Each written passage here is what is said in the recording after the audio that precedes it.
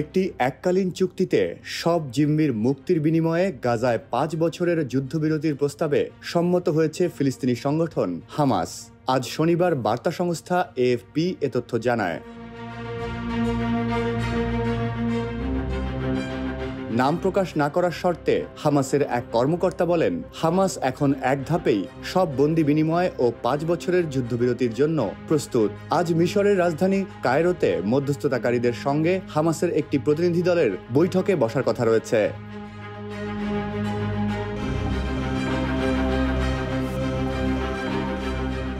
এর আগে ১০ জন জীবিত জিম্মির মুক্তির বিনিময়ে গাজায় ৪৫ দিনের যুদ্ধবিরতির প্রস্তাব রেখেছিল ইসরায়েল, যা ১৭ এপ্রিল নাকচ করে দেয় হামাস।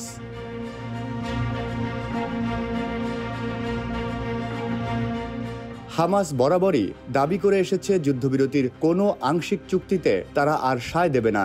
পরবর্তী যুদ্ধবিরতি চুক্তিতে অবশ্যই গাজায় ইসরায়েলি গণহত্যার অবসান, বন্দি বিনিময়, উপত্যকাটি থেকে ইসরায়েলি বাহিনীর পূর্ণ প্রত্যাহার ও মানবিক সহায়তা প্রবেশের নিশ্চয়তা থাকতে হবে।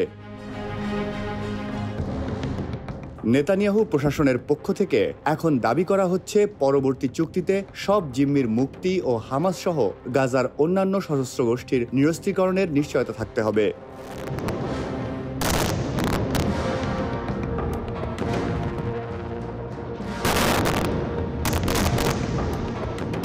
২০২৩ সালের ৭ অক্টোবর ইসরায়েলে হামাসের হামলার পর থেকে গাজায় শুরু হওয়া গণহত্যায় এখনো পর্যন্ত ৫১,০০০-এর বেশি মানুষ প্রাণ হারিয়েছেন, যাদের বেশিরভাগই নারী ও শিশু।